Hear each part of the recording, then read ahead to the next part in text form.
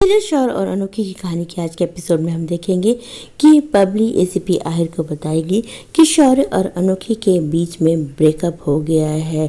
ACP Ahir कहेगी कि यह सचमुच उनका ब्रेकअप हो गया है। बबली बताएगी कि अनोखी ने पापा जी के डंडे सहे लेकिन अपनी पढ़ाई कभी नहीं छोड़ी। वो शौर्य के लिए अपनी पढ़ाई नहीं छोड़ेगी, इसलिए उसने फैसला कर लिया है कि वो शौर्य को हमेशा के लिए छोड़ देगी। एसीपी आहिर पूछते हैं लेकिन अनोखी कैसी है, उसका दिल टूट गया होगा।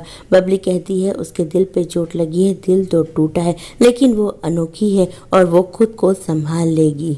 इधर अनोखी से मिलने शगुन आती है। शगुन अनोखी से पूछती है कि शौर्य कहाँ है। अनोखी कहती है मुझे नहीं पता। शगुन कहती है कि 3 घंटे पहले शौर्य तुमसे मिलने आया था और शौर्य का कुछ पता नहीं चल रहा है। तुम बताओ कि तुमने आखिर शौर्य को कहाँ छुपाया है। अनोखी कहती है कि वो मुझसे मिलने नहीं आए थे और अगर वो मुझसे मिलने आते भी तो भी मैं उनसे नहीं मिलती। अनोखी कहती है मुझे नहीं पता कि शौर्य सर कहाँ है।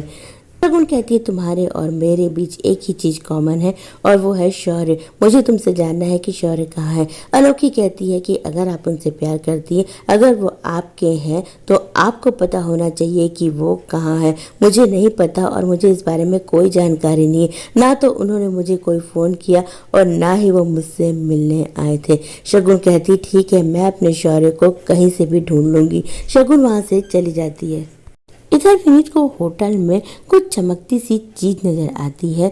विनीत देखता है तो वो शौर्य सब्बरवाल की घड़ी रहती। विनीत सोचता है कि शौर्य की घड़ी यहाँ कैसे आ गई। वो उस घड़ी को अपने जेब में रख लेता है। तभी वहाँ बबली और अनोखी आ जाती है। वो विनीत से कहती है कि अब हमें वापस जाना पड़ेगा चंडीगढ़। विनीत कहता है कि मैं चंडीगढ़ वापस नहीं जाऊँगा, कोई कहीं नहीं जाएगा, अभी हम कुछ समय के लिए गोवा ही रहेंगे। बबली कहती है अब हम क्या करें, ये सब बिल हम कैसे देंगे। विनीत कहता है मुझे कुछ नहीं पता लेकिन तुम दोनों भी कहीं नहीं जाओगी, अभी हम यही रहेंगे। विनीत का बिहेवियर बड़ा अलग सा रहता है। अनोखी कहती है मुझे समझ में नहीं आ रहा कि जीजू इस तरह से बिहेव क्यों कर रहे हैं। जरूर कोई बड़ी बात है जिसकी वजह से वो चंडीगढ़ वापस नहीं जाना चाहते। अनोखी बबली से कहती है कि तू पता लगाने की कोशिश कर कि इनके दिमाग में क्या चल रहा है। बबली कहती है ये बहुत मुश्किल है, इस इंसान के बारे में पता लगाना बहुत मुश्किल है, फिर भी मैं कोशिश करूंगी। इधर कंचन होटल में ढेर सारी शॉपिंग करती है। कंचन कहती इतने साल में जो मजे मैंने नहीं किया अब कर रही हूँ, खूब मजा आया, मैंने खूब सारी शॉपिंग करी। तभी यश आ जाता है और कंचन से कहता है कि तुम कितनी शॉपिंग कर रही हो, हम बड़ी माँ को क्या जवाब देंगे। कंचन यश से कहती है कि मुझे जो करना है करने दो। 2 साल में तुमने कभी मेरा साथ नहीं दिया और अब मैं अपनी लाइफ को एंजॉय कर रही हूँ, तुम मुझे नहीं रोक सकते और वैसे भी मैं एक सब्बरवाल हूँ। कंचन कहती है सब्बरवाल तो अपने मन की करते हैं तो मैं भी अपनी मन की ही करूंगी। इधर शौर्य का कुछ पता नहीं चलता। देवी परेशान रहती है, वो शौर्य का इंतजार करती रहती है। देवी को लगता है पता नहीं शौर्य कहाँ चला गया। तभी शगुन आ जाती है। शगुन देवी को बताती है कि शौर्य अनोखी से मिलने नहीं गया था। देवी कहती हो सकता है वो झूठ बोल रही हो। शगुन कहती है नहीं, मुझे यकीन है कि वो सच बोल रही है और शौर्य वाकई अनोखी से मिलने नहीं गया था। तभी देवी को सामने से एक कार नजर आती है, उसे लगता है शौर्य आ गया, लेकिन उस कार से निकलती है आस्था। आस्था देवी को खड़ा देख के समझ जाती है कि शौर्य अभी तक नहीं आया। वो देवी से पूछती है कि क्या शौर्य घर पे नहीं आया। देवी कहती नहीं आया लेकिन आ जाएगा, वो अपनी माँ के ही पास लौट के आएगा। आस्था कहती है कि अब मैं और इंतजार नहीं कर सकती, मुझे हर हाल में अपने बेटे को ढूंढना है। आस्था भी शौर्य को ढूंढने निकल जाती है। इधर अनोखी जब सोती रहती है तो उसे सपने में शौर्य के साथ बिताए हुए खूबसूरत लम्हे याद आने लगते हैं। अनोखी को शौर्य की बहुत फिक्र रहती है। शौर्य का कुछ पता नहीं है। अनोखी को समझ में नहीं आ रहा कि आखिर शौर्य सर गए तो गए कहाँ। तभी घंटी बजती है। अनोखी को ऐसा लगता है कि शायद शौर्य उससे मिलने आया है। अनोखी दरवाजा खोलती है तो बाहर लॉन्ड्री वाला आया रहता है जो उसके सारे कपड़े लाया रहता है। उसमें एक वही कपड़ा रहता है जो शौर्य ने उसे बर्थडे के दिन गिफ्ट किया था। अनोखी उस लाल ड्रेस को लेके होटल से बाहर चली जाती है।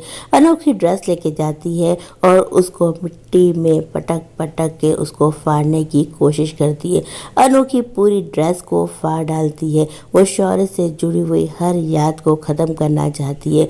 अनोखी पूरी ड्रेस को फाड़ के फेंक देती है।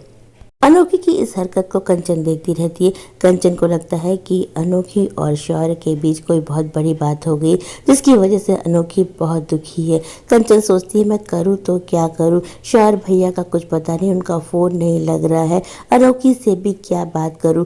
कंचन मन ही मन सोचती है कि मैं इन दोनों की मदद तो करना चाहती थी, पर मुझे नहीं लगता कि अब मैं कुछ भी कर पाऊंगी। शायद शौर्य भैया की किस्मत में भी उसी तरह का अकेलापन है जैसा शांताऊ जी की किस्मत में है। इधर अनोखी अपने सारे कपड़े फाड़ के फेंकने के बाद जब कमरे में आती है तो उसकी बहन बबली कहती है कि तू कहाँ चली गई थी, मैं तुझे ढूंढ रही थी। अनोखी कहती है एक बहुत बड़ा बोझ था, उसको उतारने गई थी। बबली कहती है कि क्या तूने बोझ उतार दिया। अनोखी कहती है हाँ मैंने उतार दिया, अब मैं बहुत अच्छा फील कर रही हूँ। बबली कहती है कि तेरे जीजू का कुछ पता नहीं क्या करना चाहते, देख तो सारे कपड़े में मिट्टी लगा दी, पता नहीं कहाँ घूम रहे थे।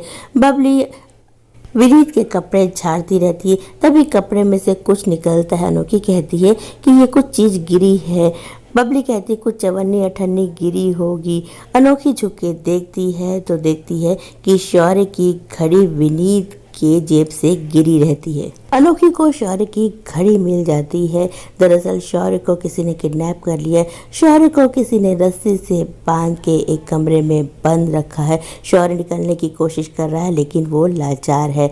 सभी लोग शौर्य को ढूंढ रहे हैं। तो दोस्तों ये एपिसोड यही खत्म हो जाता है। कल के एपिसोड में अनोखी सोचेगी ये आखिर शौर्य सर कहाँ है और वो किसी को मिल क्यों नहीं रहे, उनका परिवार भी कितना परेशान हो रहा है। अनोखी को शौर्य की चिंता होगी, उसे लगेगा कहीं ऐसा तो नहीं कि शौर्य सर किसी बड़ी मुसीबत में पड़ गए हो। तो दोस्तों आज के लिए बस इतना ही, कल हम फिर मिलेंगे, तब तक के लिए बाय।